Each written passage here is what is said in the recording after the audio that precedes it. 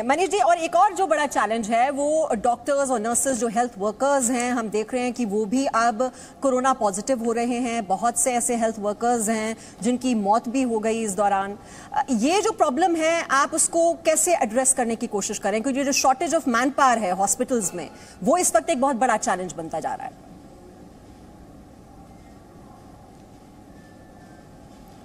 Shortage of man power भी है, और देखिए कोरोना की जो लड़ाई है उसमें फ्रंट पर तो हमारा मेडिकल स्टाफ ही खड़ा है।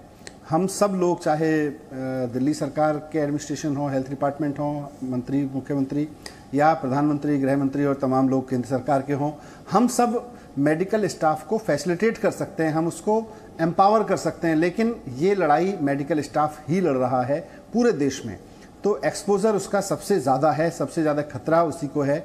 इसीलिए आज जो कोरोना वॉरियर का नाम दिया गया सारे मेडिकल स्टाफ को, वो इसीलिए दिया गया, और प्रधानमंत्री जी ने भी उसको प्रोत्साहित किया, सब मुख्यमंत्री जी भी उसको प्रोत्साहित कर रहे हैं, पूरा देश उनको प्रोत्साहित कर रहा है। तो खतरा तो है, फ्रंट पे लड़ने के खतरे हैं, और वो, लेकिन ये लड़ाई किसी को, मतलब मेडिकल स्टाफ ही फ्रंट पे रह के लड़ सकता है। कमी की जहाँ तक बात है, हमने अपने तमाम मेडिकल सुपरिटेंडेंट्स को ये पावर दी है, जो हमारे हॉस्पिटल्स के इंचार्ज हैं, उनके चीफ हैं, उनको ये पावर दी है कि आपको सरकार से पॉलिसी या सरकार से अपॉइंटमेंट का इंतज़ार नहीं करें। आप अपने लेवल पर तुरंत जितने स्टाफ की आपको आवश्यकता है, आप उसको हायर करते रहें। दिल्ली सरकार की ओर से आपको पूरा फंड दिया जाएगा लोग हायर करने के लिए, और इस मॉडल को अपनाते हुए हमारे हॉस्पिटल्स के एमडीज़ ने, उनके एमएस ने ये तरीका अपनाते हुए काफ़ी लोग हायर किए हैं पिछले दिनों, और उनको लोग मिल भी रहे हैं। जी, और मनीष जी, एक और जो पहल जो दिल्ली सरकार की ओर से की गई है हाल ही में, वो है प्लाज्मा बैंक को लेकर।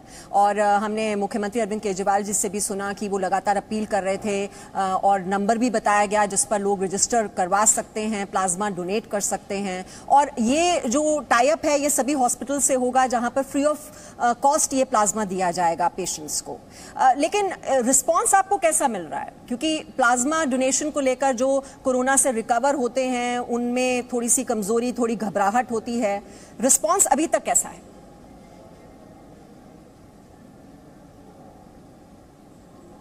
रिस्पांस अभी तक, क्योंकि शुरुआत है, कल दूसरा ही दिन था, कल भी 25 लोगों ने कोरोना का प्लाज्मा डोनेट किया है। इसमें थोड़ा सा रेस्ट्रिक्शंस ज़्यादा हैं मेडिकल पॉइंट ऑफ व्यू से। कोई भी ऐसा व्यक्ति जिसको हार्ट की या किसी इस तरह की बीमारी है, कैंसर है, वो आदमी चाहे कोरोना से रिकवर होकर ठीक भी है तो, लेकिन वो प्लाज्मा नहीं दे सकता है।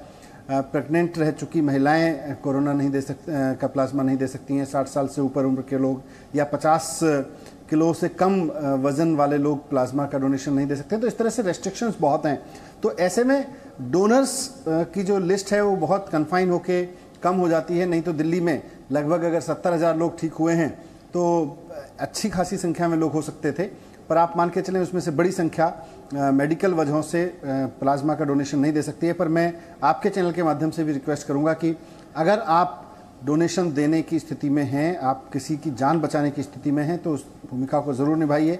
अगर पिछले 2 दिन में करीब 50 लोगों ने प्लाज्मा डोनेट किया है तो आप भी कर सकते हैं, और आपकी वजह से किसी की जान बच जाए, इससे बड़ी बात क्या हो सकती है? जी मनीष जी, लेकिन जो जिन मरीजों में लक्षण नहीं है कोरोना के, उनकी अभी भी शिकायत है कि उनका टेस्ट आसानी से नहीं हो पा रहा है, उनके लिए आप क्या सोच रहे हैं? नहीं, अब तो देखिए 24,000 टेस्ट, 25,000 टेस्ट रोजाना हो रहे हैं। अब तो हमारी टीम्स गलियों में जाके, जहां कंटेनमेंट जोन है वहां भी टेस्ट कर रही हैं। लैब्स भी कैपेसिटी जितनी उनकी है पूरी कैपेसिटी में टेस्ट कर रही हैं। तो मुझे नहीं लगता कि कोई इक्का दुक्का अगर कोई केस किसी वजह से कहीं अटका। लेकिन ये मैं अश्योर करता हूं दिल्ली को कि, और आप भी खुद इस बात को जानते हैं कि दिल्ली में सबसे ज़्यादा टेस्ट हो रहे हैं इस वक्त। आबादी के हिसाब से देखें तो पूरे देश में सबसे ज्यादा टेस्ट दिल्ली में है, और नंबर्स में भी कोई राज्य अभी भी रोजाना 24,000 टेस्ट नहीं करा रहा है। बड़े बड़े राज्य भी 24,000 टेस्ट, 25,000 टेस्ट पर डे नहीं करा रहे हैं। चलिए, एक अच्छी बात है। और राधा स्वामी सत्संग सेंटर, ये एक बड़ा कोविड सेंटर, उसकी भी शुरुआत हो गई है मनीष जी, और मुझे लगता है वहां मरीज भी अब पहुंचने अब शुरू हो गए हैं। और इसके पीछे सोच है क्या, क्योंकि बताया जा रहा है कि जो बिना लक्षण वाले मरीज हैं उनका भी ट्रीटमेंट वहां पर किया जाएगा। तो अब चलते चलते जरा जानकारी दर्शकों तक पहुंचा दें, क्योंकि जो लोग परेशान हैं वो कैसे वहां पर जा सकते हैं।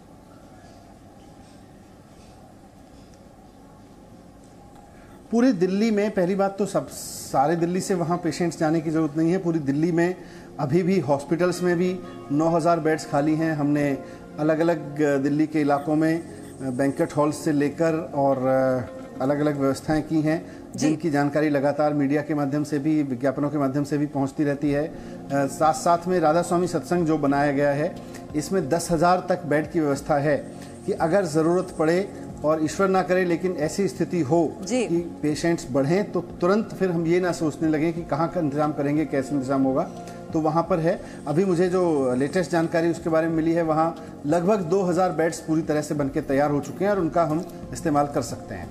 हम भी भगवान से ये प्रार्थना कर रहे हैं मनीष जी कि ये पीक शायद अब आ चुका है दिल्ली में और उसके बाद अब ये डिक्लाइन शुरू हो जाना चाहिए और केसेस अब घटने शुरू हो जाएंगे जैसे कि आप बता रहे हैं। लेकिन फिर भी दिल्ली सरकार पूरी तरह से तैयार है अगर खुदा ना खास्ता ये आंकड़े बढ़ते हैं। बहुत बहुत शुक्रिया मनीष सिसोदिया जी हमारे लिए वक्त निकालने के लिए, हमसे बातचीत करने के लिए।